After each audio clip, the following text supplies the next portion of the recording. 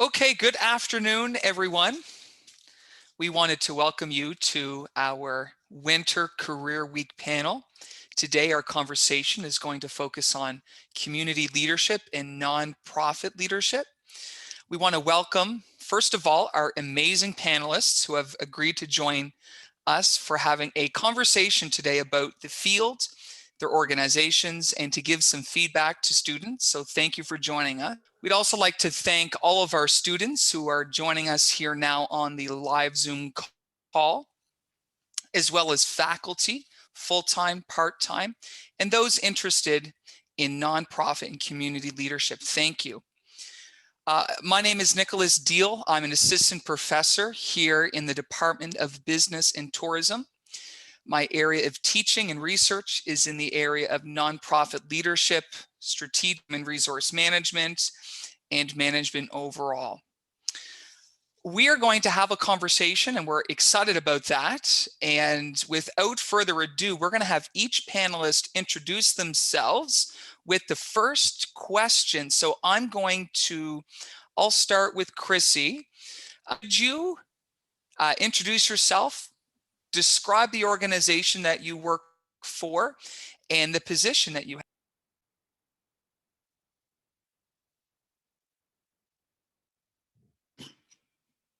Krissy, I think you're on mute.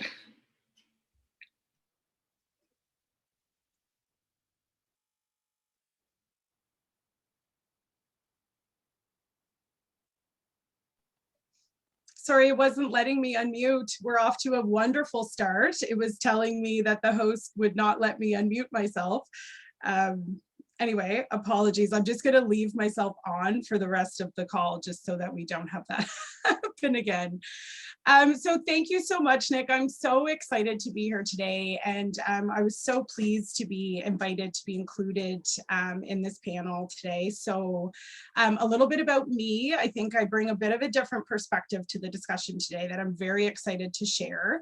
So I currently work with Canada's biggest bank, which is Rbc. And I work with the marketing, communications, and corporate citizenship team. So I always say I work at the bank, not in the bank. And so my role is that I'm the regional manager of corporate citizenship. And so among other things, I manage a lot of internal and external communications related to our community investment activities. But the largest part of my role is that I have the privilege of working with the nonprofit sector to support programs and projects that make very positive change in all of our local communities. And I do this through leading our donations program here in Atlantic Canada, which includes a budget of more than $3.5 million. So I'm excited to be here and share a little bit more about that today. Well, thank you, Krissy. We're happy that you are part of our panel here today and to our conversation that we're about to get into. Thank you. Welcome. Emma, I'm going to turn it over to you. About the organization that you work in, that you represent, and a little bit about your position. Certainly. Thank you, Nicholas. So my name is Emma Beukema. I am the Director of Learning and Innovation at the Community Sector Council of Nova Scotia, which is an organization that is committed to the successful and sustainability of a vibrant nonprofit sector in Nova Scotia. Collectively, the nonprofit sector contributes to $1.7 billion in direct and indirect spin-offs to the GDP of this province. The sector contributes to critical societal needs by providing inclusive social, cultural, health, and recreational economic programs and services. It currently has over 20,000 diverse full and part-time employees and supports an estimated $74 million in volunteer hours annually. So as an organization, we connect, advocate, and capacity build to help nonprofits thrive in Nova Scotia. That is awesome. Thank you for that. And thank you for highlighting the importance of our sector here in our local economy. That's something that we emphasize to our students. So thank you for proving that. Thank you, Emma. We want to welcome Heather now. Heather, welcome to the panel. the organization that you work with, that you represent, and the exciting work that you do. Sure. Thanks, everybody. I'm also happy to be here, and I'm excited to hear from and learn from my fellow panelists too, as well. So I am the executive director at an organization called Alice House here in Halifax. We provide second stage safe housing for women and children who are fleeing domestic violence. We've been in the community since the early 80s. In addition to our safe housing, we have 18 housing units for families that are having this experience. And outside of those, that housing that we specifically provide for these at-risk women and children, we also provide a significant amount of advocacy, community work. We work hand in hand with the criminal justice system, Department of Community Services. We do education and prevention programs anywhere we can. We have a vision. Our organization has the vision that we shouldn't need to exist. Ideally, everyone has the right to live in a home that's free of any type of abuse or violence. So any contributions that we can make to our community and our sector through information, advising on policy, or even community level education, we're intently involved in as well. Well, thank you, Heather. And we are grateful that you're here to join us and the important work that you do that's felt here in Halifax specifically, but also, of course, in the surrounding areas. So thank you. Andre, I'm going to pass it over to you. Sure. Please talk to us about you, your organization that you represent, and of course, the position that you currently hold. Sure will. Thank you, Nick. Welcome, everybody. Good afternoon. I'd like to start by saying I'm appreciative of what RBC does in the charitable and not-for-profit sector, and our YMCA has benefited from that in the past. I'm also a big fan of what the Community Sector Council does and what Alice House does in the community. The YMCA Cape Breton is one of 5 independent Ys in the province of Nova Scotia. In a non-pandemic year, we're about a $6 million operation with 120 employees and dozens of volunteers. Our primary lines of business are in employment services. Many of you as students would know about Nova Scotia Works Centres in the Halifax Dartmouth area. We have 3 of those in Cape Breton, so they're YMCA Nova Scotia Work Centres. We have licensed childcare, we have part-time childcare, after-school programs, day camp, but we're probably best known for health and wellness and buying a membership and teaching kids to swim. That's still a big part of what we do, but it's much reduced in the midst of the pandemic. I'm the CEO, so as such, I'm the single employee of our board of directors, and my job is to let my staff hold me up to make me look good in front of the community and in front of the board. We've got a fabulous staff here, and my primary role is in helping them do better at their job every day, and in turn, I get to hold on to my job.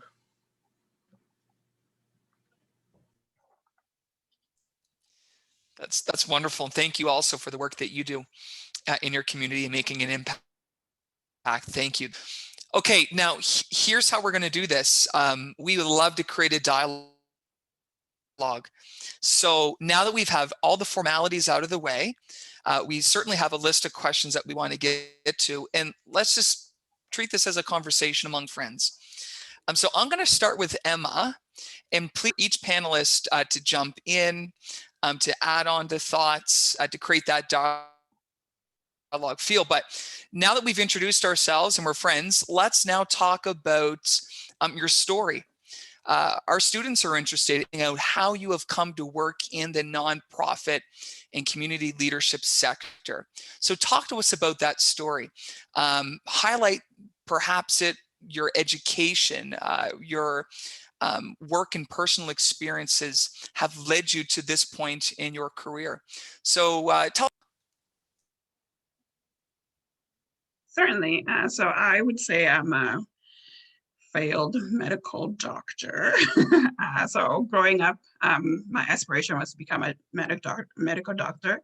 And as a child of an immigrant, I think most kids aspire to either be a doctor or a lawyer or something along those lines. I was fortunate to do a co-op in grade 12, where I did an internship at the Arbuckle emergency room, which was trial by fire. But I think that experience showed me that medicine was not the field that I wanted to pursue.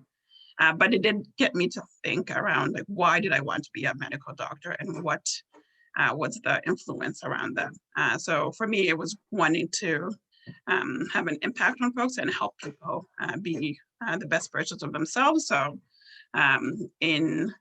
after I graduated from high school, I did a Bachelor of Arts degree in International Development Study and Political Science. And that's what has led me to this sector. So I have been fortunate to work for many nonprofit organizations, including the Community Sector Council. Prior to that, I worked for the McPhee Center for Creative Learning, where I partnered with Krissy on a number of projects. And I also worked for close to a decade at the Black Business Initiative, helping Black entrepreneurs start and grow their business. Wow, thank you for that. That's so inspiring. What we're going to hear from our panelists is that there is a variety of opportunities that exist in the fields, and that we can that we sort of have as part of our story. So, continuing this conversation, Heather, talk to us about your story, how you became involved in this sector, in the nonprofit sector, and perhaps it's education, perhaps it's life experience, but we're interested to find out about your experience. Great. So I had started out in hospitality management, actually. And so I was working in restaurants and hotels, and traveled, and was in management, and enjoyed working hard in my career, and you know, everything that I had there, but found myself similar to Emma, just having a desire to wanting to help people. There was something missing from what I was achieving in my work. And so I went back to school, and I sort of thought maybe as a physiotherapist or, you know, something of that nature, and got a degree in health science, where it was a bit of a mix of psychology and sociology and anatomy, and realized through my own exposures that anything medical related was not my bag. I didn't actually want to touch people was really the bottom line of it, but wanted to figure out how to help in other ways. And so sort of stumbled more into social work, which had a similar idea of, you know, you're taking and engaging with people at probably some of the worst points in their lives, and helping them for a period of time to move beyond that with limited actual physical touching, which was what in fact it's frowned upon. So that was my sort of next pursuit of my next degree. Was I got a degree in social work, and that's sort of where I envisioned myself, was providing counseling and frontline and one-on-one support to be able to do that. And so I completed my degree, and getting into the not-for-profit sector is a straightforward, really quick way of getting engaged and involved in frontline work and an organization. And it wasn't long after that the organization that I was working for, our executive director left quite suddenly. And so I had said to the board at the time, look, I have a background in HR and business management, and all of my past career aspirations that I already had and had work experience in that were applicable to the executive director role were a good fit. So I said, I can step in as an executive director temporarily while you find someone qualified for the position. Lo and behold, all of those things made me qualified for the position. And we're now going on 10 years that I've been an executive director. I've never really looked back. So it was the kind of the perfect merging of my aspirations and my continuing education as an older adult in social work, merging with my capacity to build relationships, run a team, run management, know my revenues and expenses and all of those things that I already previously had training in, and realized, well, that's what's in the back pocket of an executive director. And that's where I've landed and been there ever since. Wow, thank you, Heather. If I'm picking up a theme already, it is helping people, and it is continuing to learn, that it doesn't stop in the classroom. So thank you for sharing that with our students. Okay, let's pop over to Andre. Talk to us about the story of you becoming involved in the nonprofit community leadership sector. Maybe it's education, maybe it's other experiences, but tell us your story. Yeah, I will. Yeah, it is a little bit of education, it is a little bit of experience.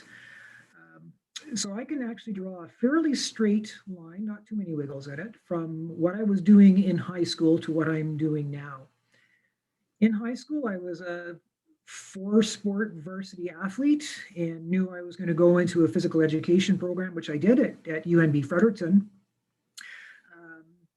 Thought at one point maybe I wanted to be a professional football coach, but took a turn and thought, all right, maybe it's more the sciences. I didn't mind touching people, Heather, so becoming a physiotherapist or an athletic therapist was in the realm of possibility, until I got a summer job working for the 1985 Canada Summer Games Host Organizing Committee in St. John, New Brunswick. And so I worked in the sport department there, helping organize the officials and sport equipment and such. Did that 2 summers, finished my degree at UNB, got a full-time job with the Host Organizing Committee for the 1987 Canada Winter Games in Cape Breton, Nova Scotia, and had increased responsibilities there, working with officials on equipment, result systems, scheduling, organizing committee kinds of things. And what really helped in that position and helped ultimately for the games was I knew a whole lot of people from across the country by this point because of my 2 summers before. One of the few people in the organizing committee that had met the heads of provincial delegations from British Columbia or Yukon or Newfoundland or wherever else. And so I became a little bit of the go-to person for those people. They kind of trusted me that I knew something about what I was doing. That led to immediately after the games, what was to be a 6-month contract in Ottawa at Sport Canada, working on the Canada Games file. The federal government provided the funding and what was the staff support for what was the Canada Games Council at the time. That 6-month contract became 5 years in the federal public service when finally the Canada Games were kicked out of the government to set up as a registered amateur athletic association of its own, so a federally incorporated not-for-profit. And I became the director of sport and games at that. So this was 15 years in Ottawa. We had our first child in Ottawa. Time to move back east. My wife is from Glace Bay, Nova Scotia. I'm from Riverview, New Brunswick. Needed to get closer to home with our child. So I took my job with me, worked out of a home office. We didn't have screens, but certainly working remotely was what I did every day for quite a number of years, until it struck me that I was actually bored in the job. One of the things about the game cycle is it is a cycle that repeats. And the really big pieces that needed to be changed were outside of the control of the Canada Games Council, were in the control of provincial and federal governments, and they weren't interested in the kinds of changes that I was interested in or that we as a council were interested in. So I made a move. We were living in Sydney area. There was a vacancy with the YMCA. I thought, I've got all the background I need. I've got 2 kids in swimming lessons and 1 in preschool. That's all I needed to know about the Y. And in fact, it was enough. Well, maybe a little bit more than that, but that was the direct job preparation was as a parent. What made the difference to the board at the time was my project management experience. So taking a small group of people as a bid committee wanting to host the Canada Games, so 6 people sharing a pot of coffee saying, let's bid for this thing called the Canada Games, to ultimately delivering an event that for the 3-week period of the games involves 6,000 to 8,000 people, the volunteer side of it, spends at a rate of about $65 million a year, and has this major public impact. So the whole planning cycle, project management cycle fit for what was being looked for by this YMCA in creating a new facility, a new center of community in downtown Sydney. So I took that on, and once we cut the ribbon and opened the building, I really didn't know what I was doing. And I say that with all sincerity. Getting the building open was one thing, operating it effectively was another. And it took me a few years to figure that out. And I'm thankful that the board had some patience to allow me to figure it out, not without some hardship, and some hardship that continues now in our stagnant economy and declining population. But if you listen to the narrative, it went from a high school athlete through some direct experiences to the position I'm in now.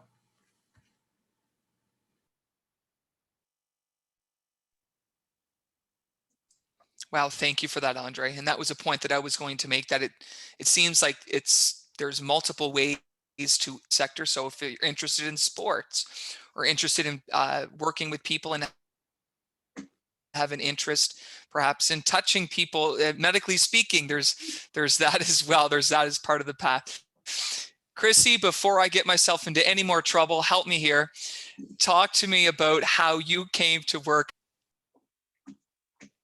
Perfect. Yeah, you know, I enjoyed reflecting back, thinking about this question in preparation for today, because it was interesting for me to sort of see how the dots connected. And I've always said that I'm a firm believer that experience creates opportunity. And so when I think back and look at my career path, it became really interesting for me how each role was sort of somehow connected to the one before it. And I think, you know, a bit of a plug here, but we have a commitment to helping youth prepare for the future of work at RBC, and it's called Rbc Future Launch. And we look at the importance of networks, skills, and practical work experience, and the importance that those three things play in landing a job. And for me, when I reflected back on this path of my own, the importance of the network was so clear to me, and I had never really thought about that before. And not so much in saying, you know, because you knew somebody, you got the job, but because you knew somebody, you maybe found out about the opportunity. And so I have a varied career path. You know, I graduated from the Mount. I'm proud alumni. I have a BA also in political science, and graduated from there and went into a career in sales. So spent probably 7 years. I actually worked in the wine industry. I was a wine rep for 7 years, which is a skill, to be honest, that still comes in quite handy today. You'd be surprised how often that skill still comes in handy. But worked in the wine industry for a while, had the sales career similar to some of the other folks on the line, felt like there was a bit of something missing. So made a conscious decision that I wanted to try to work in the nonprofit sector. And so I had reached out to somebody I knew who worked in the sector, and her advice was very clear to me, and it was to start to volunteer. So I started volunteering on the events committee with Phoenix Youth Programs and spent some time there, had a fabulous experience. And when I was a volunteer on the committee, the events manager role with the organization became available, and I applied for it. And I do feel very strongly that my time spent as a volunteer really helped me get to the interview, because, to be honest, my background wasn't exactly what they probably on paper were looking for at the time. I was coming from a sales background. There was a lot of applicable transferable skills, but I do feel very strongly that, you know, having that connection to the organization just helped get my foot in the door. So I was successful in getting that position, similar to what Heather and Emma have also shared. I realized pretty quickly that the intricacies and minutia of event planning was not for me. I do, though, think it's a very valuable experience, and I think everybody should have to spend some time in it just to have an appreciation of the work that goes into planning events. So this was my launch pad into the nonprofit sector. And so I worked in the nonprofit sector for 7 or 8 years for 3 different organizations, and all of my time spent was in a fundraising capacity. So probably not super surprising. I think there's a lot of transferable skills that come from sales, you know, relationship management, listening, communication, all those sorts of things. And I always also had an interest in marketing and communications. And one of the things that I really applaud about my time in the nonprofit sector is I think that it allows you the opportunity to get experience working in different areas that maybe is a little easier to do in that sector in some others, because often you're working with smaller teams, there's a lot less silos. And so for me, you know, fundraising teams often live very closely to the marketing and communications teams in organizations. And so I made it a point to work as closely as possible with those teams and learn as much as I could. And really, you know, it's 2 sides of the same coin. Effective fund development is really bred from effective communications. And so I spent a lot of time working on those skills. And I really became interested almost immediately. I worked largely in the corporate sector of fundraising. So I managed the corporate giving programs, sponsorships, and managed a lot of those in all 3 organizations that I worked for. And working with the contacts at the corporations was very interesting to me. They often lived in the marketing, communications, corporate citizenship teams. And I thought, you know, those social impact roles in the corporate sector were very interesting to me. And so in my last role in the nonprofit sector, I did work with RBC as a funder. So RBC was one of the funders that I worked with as a fundraiser on this wonderful project. And then my contact at RBC was moving on. I found out she was moving on to a new role. And so when I heard that, I reached out immediately to learn more about the role. And when it became available, I applied, and the rest is history. And so now I've been in this role. It's just been over a year, so I say I'm still pretty new. But that was sort of how I ended up here. It's a bit of a squiggle. Andre, you said yours was a little more linear. I think that mine is a bit more of the squiggle.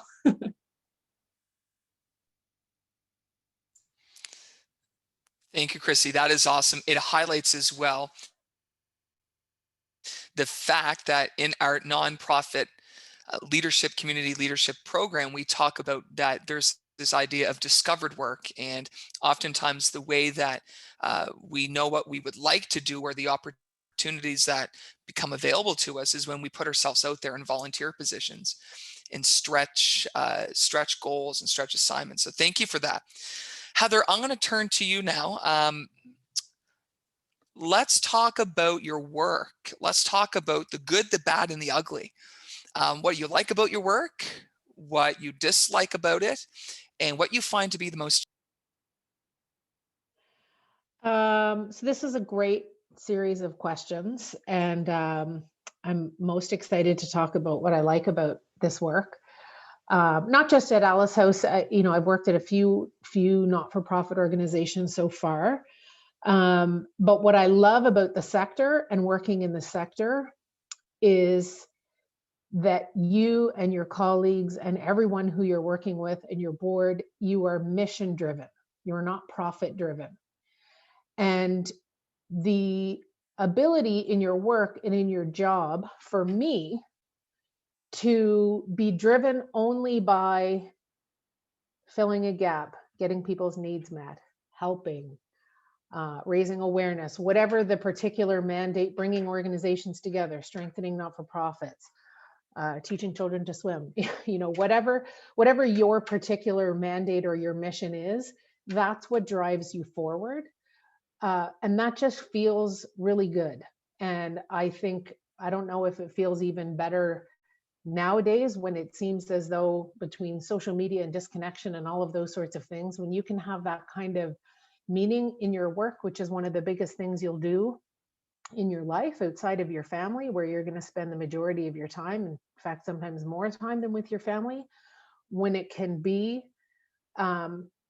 driven and behind something that you believe in and your values, and you know you're making a difference, that's the best career and the best way that you can spend your time. So that's what I love about the not-for-profit sector, and why, I mean, nobody can sort of see the future, but I see myself, you know, my entire career will be in the not-for-profit sector, because I value that part of this work so much, that mission-driven work.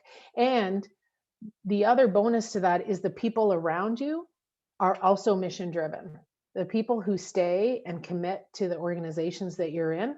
So there's an alignment of values in that way, in the people that you work with. You don't get into the not-for-profit sector to make the most amount of money, or, you know, those, you know, if those happen to be your goals. Some people have economic goals or different things in their lives, but you don't get into the not-for-profit sector for that.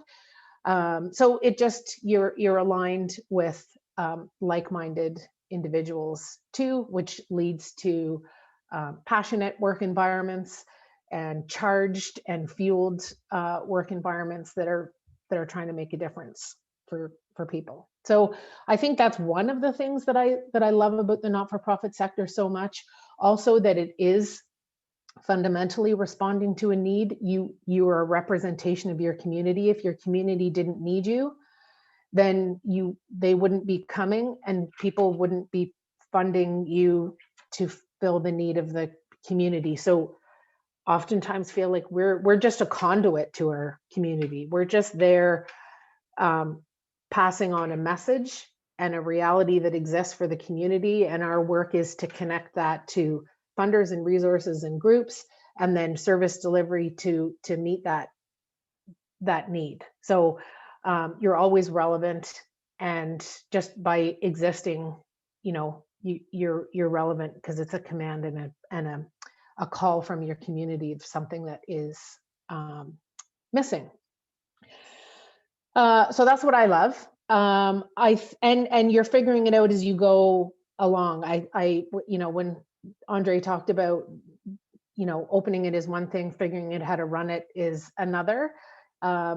You are figuring it out along the way. It's not a path that's already established, which is why there's a gap there, and which is why there's a hole. So that can be a bonus, to always be kind of forging your path and figuring out how it's going to work. But that can be draining and tiring too. That can be difficult, to not have a path to follow and to always have to be figuring it out. Sometimes with a little, like, small amounts of support. And in particular, in the executive director role, you have your board of directors who, for Alice House, all come from different areas and different groups, which is incredibly valuable to lead and direct the organization. And then there's the staff team, but there's really no one above me necessarily from an executive director perspective, providing me with feedback of how to be a better executive director, or that kind of professional development that can happen in some sort of larger, more structured places. You have to go sort of seek that out on your own to continue to be able to improve. Certainly in a small organization, it wouldn't be, this isn't necessarily across the board, but in a small organization like Alice House. And then I think finally, the piece that I would find most challenging is, because the not-for-profit sector, there is ebb and flow to it, and there's changes. It's very program driven. The funding tends to be funding for programming for periods of time. So programming can start, stop. You can't really commit to hiring staff long-term. Your people are hired program wise. So the staff turnover is high. It's tough to get stability in the organization because of how a lot of the funding models work. No one says we're going to give you 25 years of core funding so you can just build it how you see it. So the turnover leads to a lot of innovation. There's some benefits to it, but it's also really costly for an organization that's already trying to manage with less resources than some other organizations. training and getting people brought in, giving them the frontline training, really excellent work, and then having them transition out to something with more stability, perhaps in government or other sectors that comes with a pension and you know, a union or sort of longer term stability pieces can, that can, I find, can be challenging, the sort of relearning over and over and over again, because of the lack of commitment that we can necessarily make as an organization, not because the need is going anywhere necessarily, but that's currently how much of the funding models work.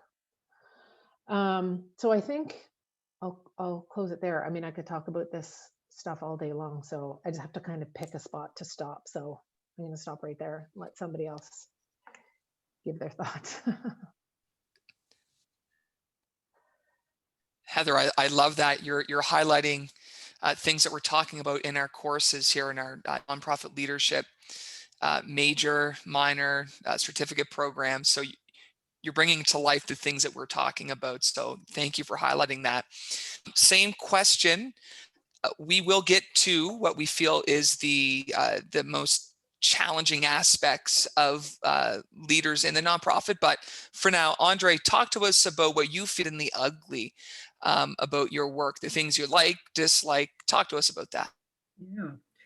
So I don't have a lot to say because Heather said so much. Well, that's actually been my experience, my feeling as well. Just a couple of points to emphasize, so just to reinforce what Heather has already said. The mission and values piece is what drives me. And I heard a really interesting comment from somebody about 2 weeks ago saying maybe it's time, and Emma, this might be something for you to discuss within the Community Sector Council and the advocacy work you do there. Maybe it's time to start defining ourselves by what we do as opposed to what we're not. Not-for-profit sector, as opposed to social impact sector, which speaks to the mission and speaks to the value. It speaks to the people and the things that keep them coming back to work, because we know it's not the pay.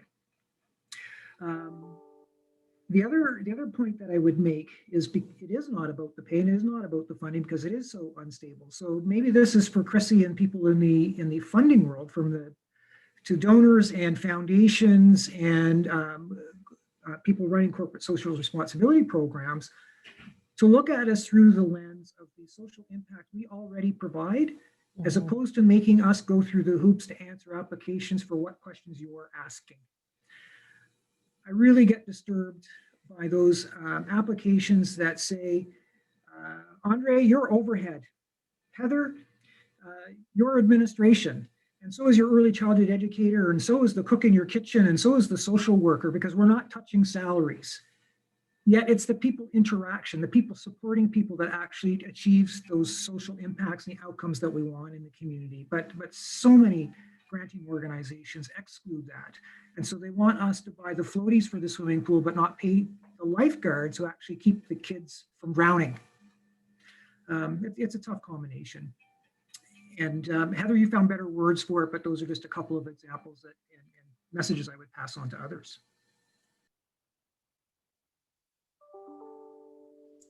It's excellent. Thank you, Andre. And the point that you made at the very beginning about the connotation of nonprofit leadership and framing our sector. This area, the Mount has undergone a bit of a transformation in our program, and so soon we'll be revealing that is going to be changed to community leadership, because really it's about leading our communities and the stakeholders within it. So thank you for highlighting that as well. Wow. I feel like the job of our faculty is just being accentuated by all this wonderful feedback. So thank you for doing our job on top of the work that you do in the community. Krissy, I'm going to turn it over to you. Talk to us about what you like, you dislike. Yeah, thanks, Nick. So I think I'll start with the challenges and then I can end positive. So as I'm sure you can appreciate, we receive far more requests than we can accommodate in a given year.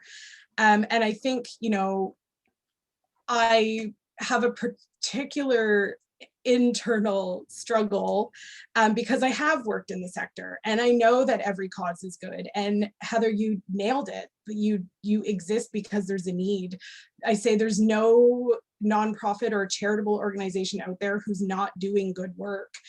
And it's filling a gap and it's providing a service and often helping really vulnerable people. And so, you know, for me, that is probably one of the more challenging parts with my role, is that there are times that we have to make difficult decisions and decline requests. And that's difficult because I've been the fundraiser and I've been on the other side of that decline letter and I know how that feels.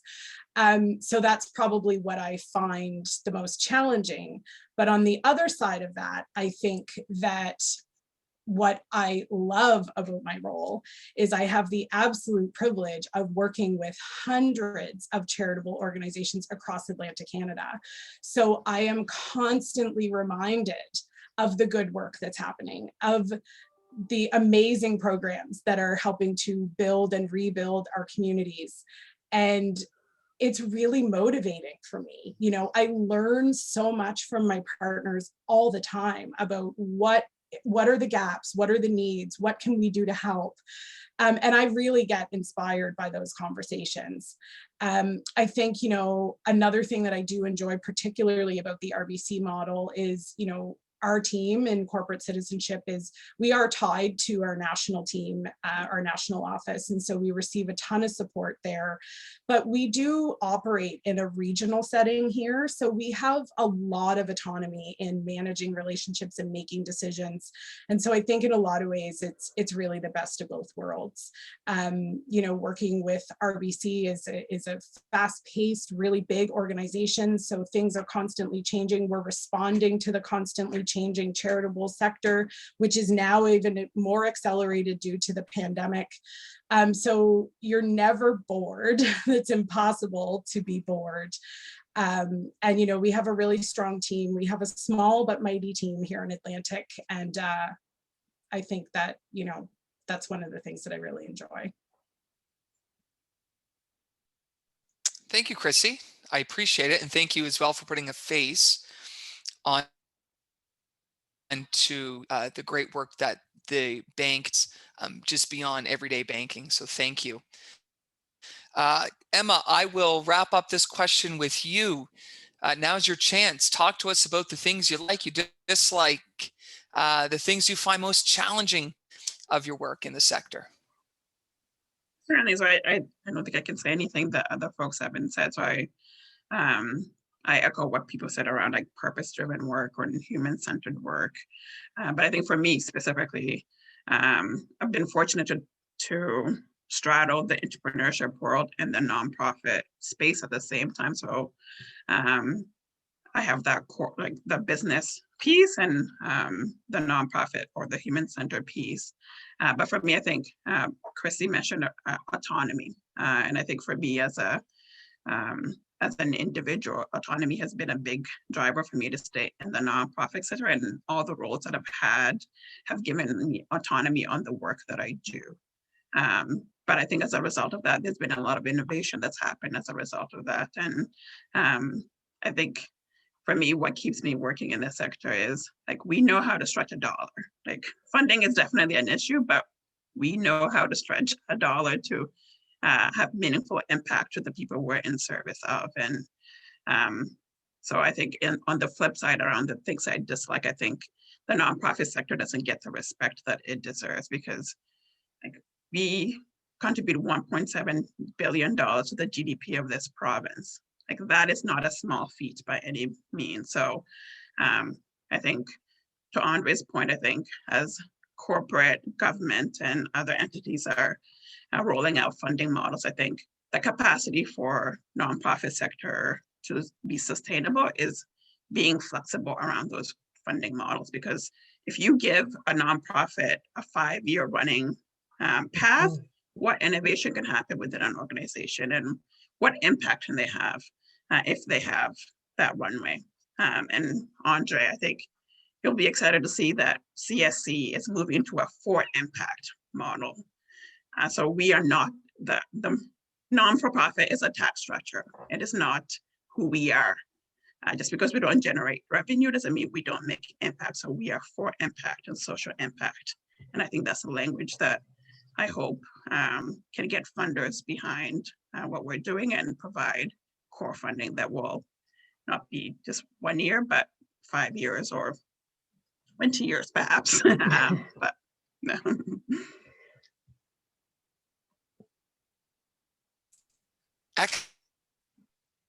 Excellent thing.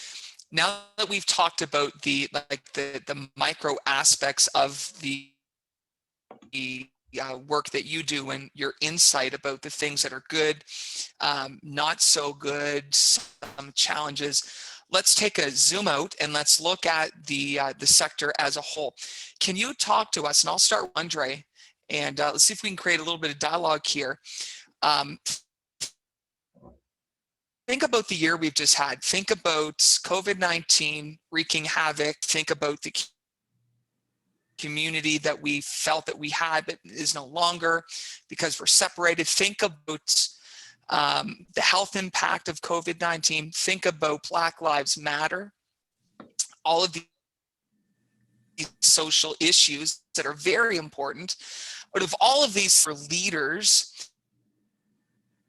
in this moment right now that we face in the nonprofit sector? Yeah, good question, Nick. And I think we need the time of doing a master's degree to fully address it, as opposed to an introductory discussion in Career Week. But broadly speaking, the social impact sector has already been vulnerable for years. Heather spoke to it, and Emma spoke to it. We're simply more vulnerable now. Many of us will fail. Is there something of a tarnished silver lining in what's going on? Maybe. Maybe we will get people paying attention in the way that Emma just described. The long-term figure. Somebody used the expression that what we all need is my God.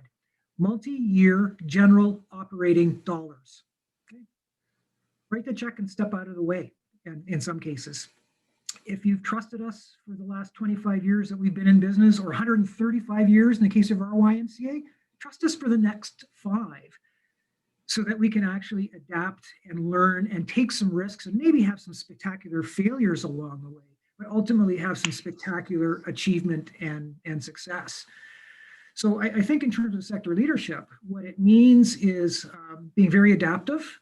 Okay, if somebody's going to set you up for success, we have to be more adaptive than we have been in the past, in part because we've been dragged down by processes and multiple applications. You got to apply for 40 things to get one, and you've spent 40% of the value of the donation just getting it, right? I think one of the unspoken challenges we have as a social impact sector is that we are led by, and I mean this in the absolute kindest way, but we're led by do-gooders that are eternal optimists that don't pay attention to the opportunity costs and the challenge of getting there. So we will spend $3,000 of staff time to get a $5,000 grant without being able to measure the impact of that grant, because that would cost us another $1,000 in the time. All of a sudden, we're no further ahead. Oh, and maybe we're actually set ourselves up to compete with another entity in our community that's already doing something, and all they needed was a little bit of support from us, as opposed to duplicating a big piece of it. But that is the do-gooder syndrome in the not-for-profit world, in the social impact world, right? We sometimes lack the capacity to do it where we've got the imagination to envision it. We almost always lack the capacity to do it, even though we've got the imagination to envision it. So think about feasibility studies, all right? If we're looking at a new program, do any of us have the experience of going with worst case scenarios, or even mid-case scenarios when you're looking at the feasibility of a new initiative? No, we tend towards, we're going to go with the best case scenario because then the numbers work and it makes it worth our while. And then we struggle for years catching up because the real world is never the best case scenario. That's the do-gooder optimism part. It's the part that fuels us. It's the part that Heather was talking about in being mission-driven and values-based. We're trying to solve a community problem. but we need to be a little bit more realistic in what our capacities are to do it, and not, we need to do things in different ways, but we don't necessarily need to be doing new things. Okay? The pandemic has exposed the foundational elements of the most vulnerable in our society that need our support. We need to continue to support them, but do them in different ways. Thank you for that, Andre. And I appreciate your deconstruction file of people that are attracted to our sector. So that was great. Krissy, do you want to add on to that, build on to that? What is your thoughts of the great challenges that leaders in this sector face today in this moment? Yeah, so I think, you know, you've brought up a lot of valid points, and I will just share that, you know, from the corporate side, these are the same conversations that are happening as well.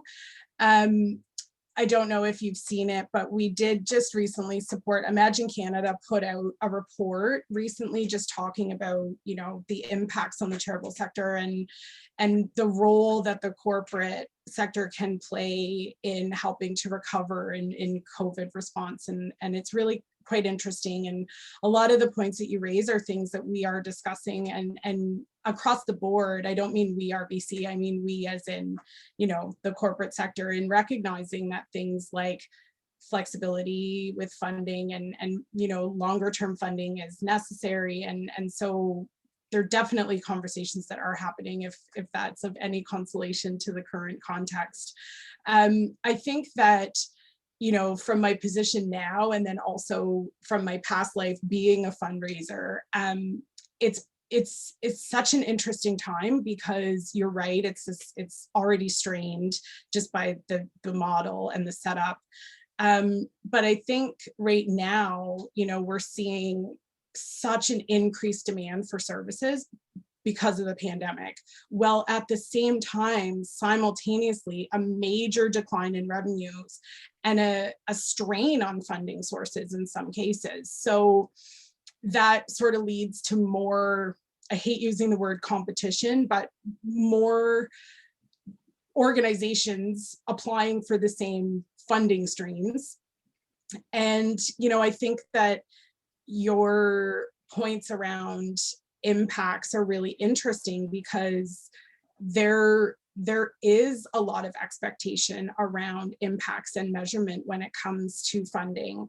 And I think that for a lot of organizations, you know, especially right now, a lot of organizations are struggling to keep the lights on right now. They've had to downsize their teams.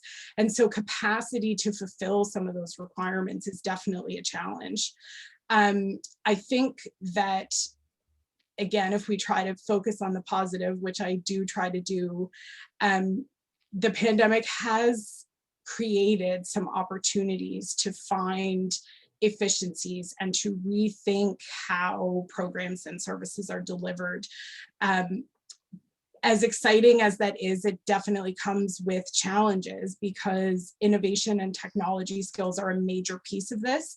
And so in some cases, this requires upskilling of teams, but the team is already smaller and we have less money. So it's definitely a compounded issue. I think that it will be interesting. I think that efficiencies are required, and collaboration in the sector, I think, is a really big opportunity, which always has existed. And I love being part of those conversations and helping to connect partners who maybe have, you know, similar goals or working on similar things. But I think that conversation, I know, had already started, and now in this current context with these present circumstances, I think it's just going to become more of a necessity. Thank you, Krissy. We're highlighting very important points that predated a number of these social issues and public health issues that we're facing right now. So thank you for highlighting that to our students. Let's turn it to Emma. Emma, from your perspective, what would you say is the single most challenge that leaders in the field right now, in nonprofit leadership, they're facing? Certainly. So I'm going to say two. So I think burnout and succession planning are two key issues that are facing the sector. So I think for a lot of folks or for a lot of industries, there was a pause or stoppage time during the pandemic, but for a lot of nonprofit organizations, that didn't happen. And actually, for a lot of organizations, the need was more, and there was new needs that we hadn't imagined. So folks have been working like 24 hours a day trying to fulfill needs with very limited budgets. And I think for a lot of the sector, so what happens now that you've been working 24 hours a day for close to a year?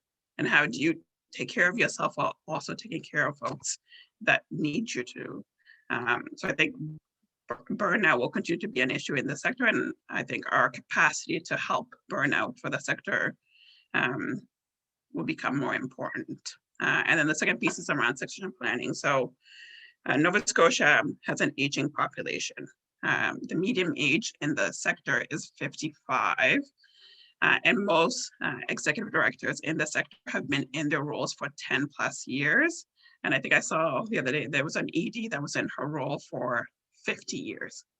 So with an aging population, and we're seeing the turn happening in the province, there's going to be lots of folks that are going to be retiring in the next 5-10 years. And we need to have a runway to be able to equip the next generation of leaders with the skill sets that they'll need, because a lot of knowledge and expertise is going to be walking out the door in 5-10 years. So I think like for CSC specifically, so one of the projects that I'm working on is pathways to careers and introducing young folks to careers in the nonprofit sector, because we are purpose-driven and mission-driven, and we are probably closer tied to young folks because they're so mission-driven. But we're not seeing a lot of young folks interested in this sector. So what can we do to entice folks to work in this sector? And how can we provide you with real-time experiences that can help you long-term to have leadership positions and other experiences in this sector?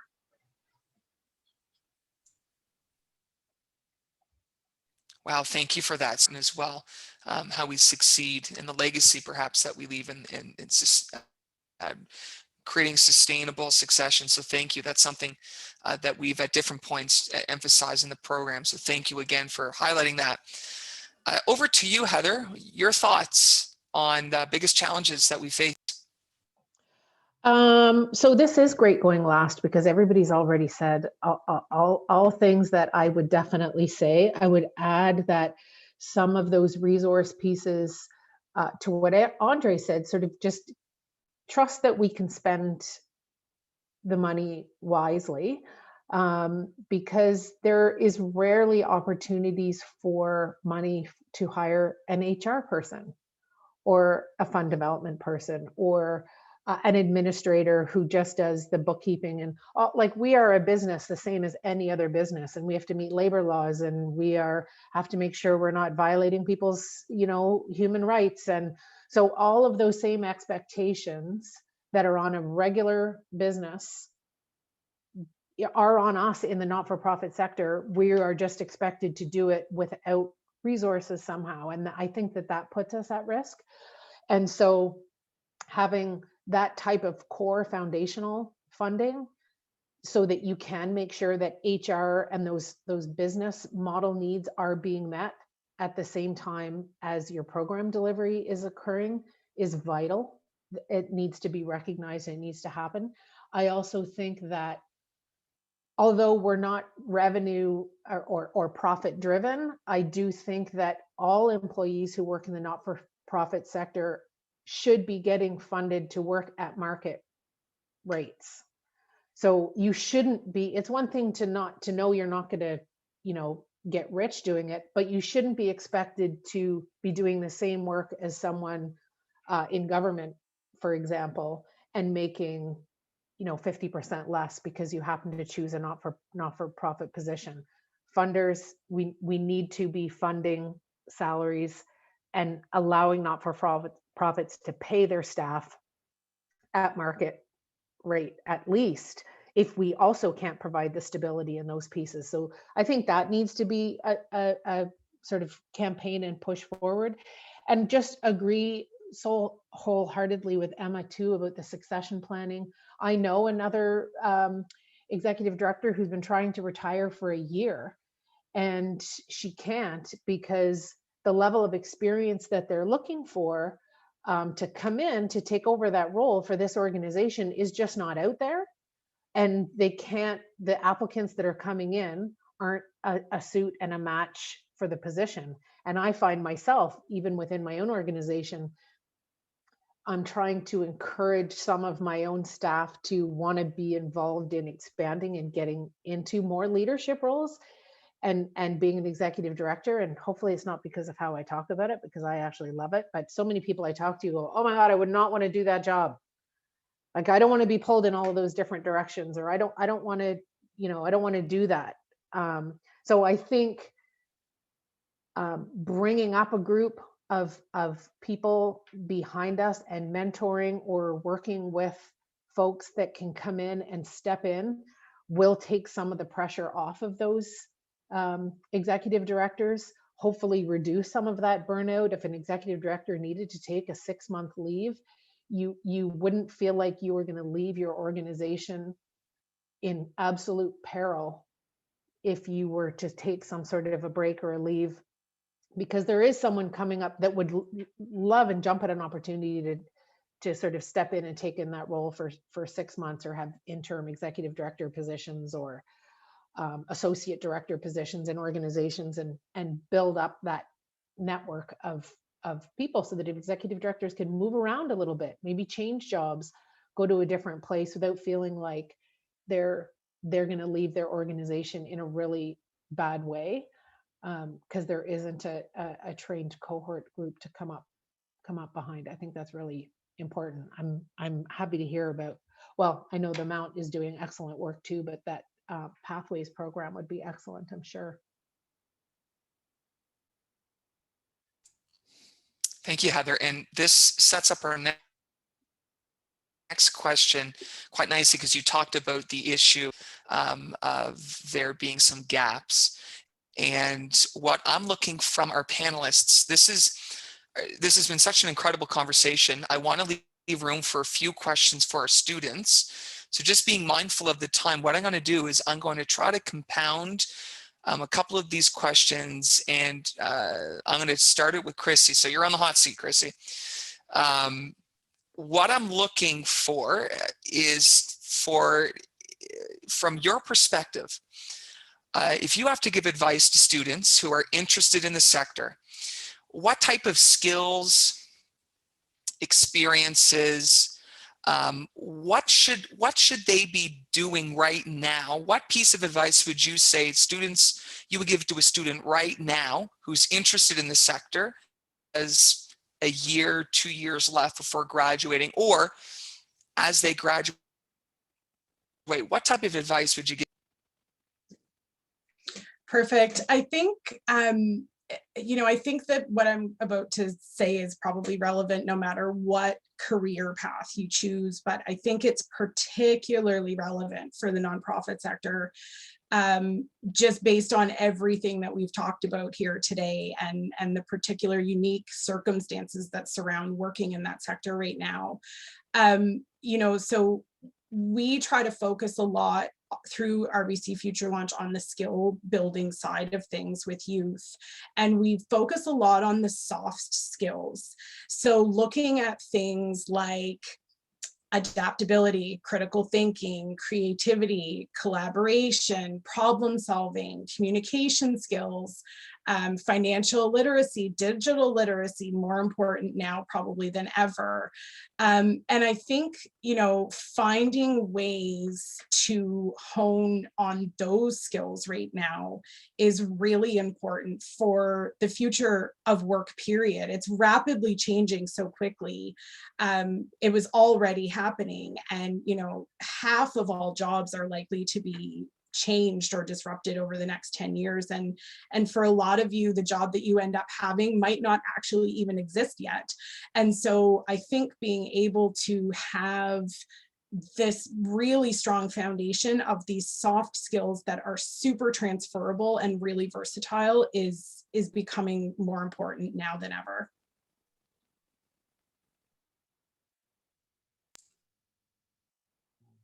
Thank you for that, Krissy. I appreciate that. I'm going to turn it to Andre. Give us your students. They're looking to hone a skill, gain an experience to be marketable for after graduation, and especially to the sector. So talk to us. What should they be doing? Sure.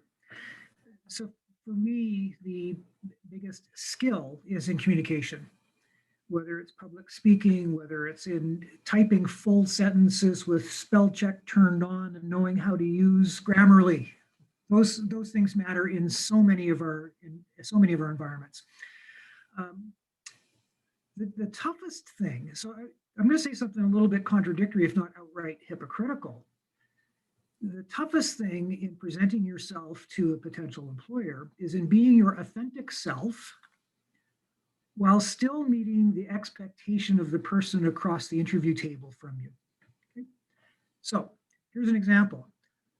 I'm a white, male, educated, middle-class, old guy. You know, like I'm the epitome poster boy of white male privilege. The only thing I don't have is the wealth piece, but I've got all the other stuff, and I've never been hungry, and I've never been without a job, and I can't put myself in the shoes of someone who's going to graduate in the next couple of years, let alone all of their other life experiences. But all of my privilege, all of my life experiences mean I have certain biases when I'm looking at someone for a position. And you being your authentic self might not resonate with me and my whiteness, as an example. You know, I'm not a fan of an arm load of, a sleeve of tattoos. Right? Like I always think, just scrub it off.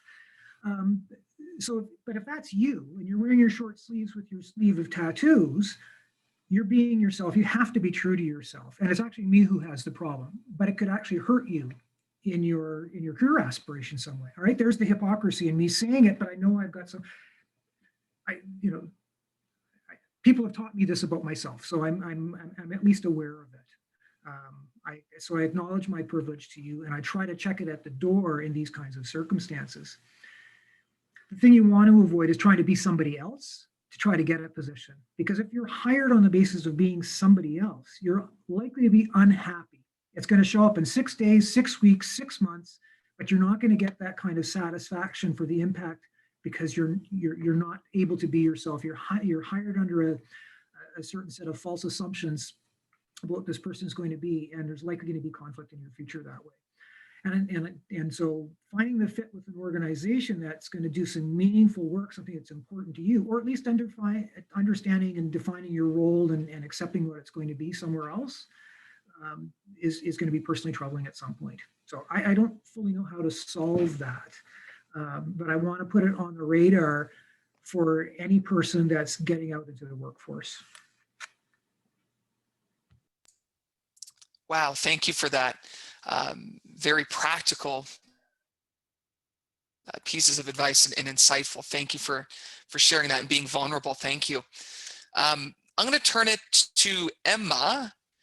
Can you give our students some advice who are considering the sector and they're curious about the skills, the experiences that they need, how they can best position themselves now, but also into the future post-graduation?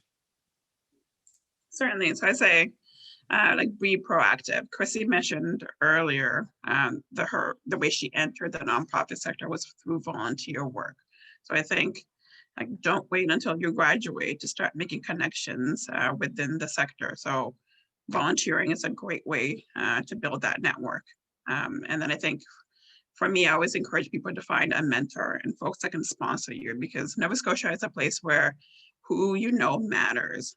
So folks can open the doors for you or make introductions to you to organizations in this sector. So make sure that you're building that network and rapport with folks. So when you graduate, you have those relationships. Thank you. Beukema. That's something that we talked about recently in my class, so forgive personal connection. But my advice to students has always been, even the region, it's a small region.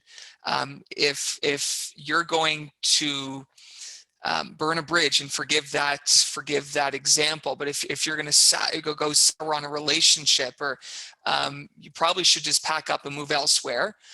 Just as much of a power of our network is for opportunity. Sometimes our network also is very difficult to forget. So being mindful of that. So thank you for sharing that. Heather, this is the last opportunity. We're giving students advice.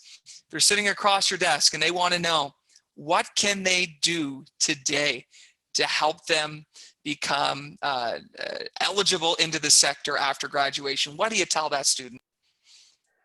It's a great question. So get experience. Get in any way that you can, whether it's volunteering, even if it's not the job that you want at the end, but get experience to go along with your education and be resourceful in that position. If you don't know how to do something, or there's something on your plate, or there's something someone else doesn't know how to do, this generation has the privilege of Google. You can Google anything. I found out how to be an executive director of my first year by Googling something. Someone would come in and say, what do we do about this? And I'd say, oh, you know what, I'm going to get back to you in 5 minutes. And they would leave and close the door. And I would start Googling, what do you do to, and then go back and advise everybody. So the best thing you can do in and make a name for yourself in the not-for-profit sector is to don't put it on other people to show you what to do and figure out how to do it. Go get the information and come back and say, this is what I figured out. Is this what you were looking for? Nothing will thrill your extended and stressed executive director more than someone who can be self-sufficient in their role and bring the information to you and put it together in a cohesive, excellent way. See every job as something to teach you and an opportunity, and everything within that job. I take out the recycling at our organization. Like, I will change the light bulbs. There's everything that you do is going to teach you something and is going to add to you, if not the relationships that you work with. And so I'll just close on that relationship building piece. Every job you leave because maybe you've outgrown it, or another one has come, or you actually don't like that particular position, you don't feel like it's a good fit for you, whatever it is, the person who you're leaving, you always want that person to say, I would hire that person back again in a heartbeat. If you can do that, your career is set, because I can't count the amount of times that I've sat and interviewed someone who said, oh, I know so-and-so, or I know so-and-so. The crisscrosses of your career and who's going to be across the desk from you, who may or may not be able to offer you a position, you can't foresee 10 years, 15 years from now who that might be. So don't burn bridges with anybody. Every job you leave, give it the best that you've got, even if you got to fake it until you can find something else. And each executive director you leave should be saying, oh, I would hire that person back in a second. And then you will be made in the shade. Wow, thank you for that, Heather. And that, I think, succinctly wraps up our conversation about advice, so thank you. We are about 2 minutes away from closing. If there is a question in the audience here, the virtual audience, we're happy to have about 47 students. So that's a really good number. Students, faculty, those who are joining us from other departments, if you'd like to ask a question or share a comment or insight to one of our panelists, now would be an opportunity. You can type your question in, you can raise your hand, you can hear, we're inclusive. And like I tell my students, we'll cue the Jeopardy music for a few moments to break that awkward silence.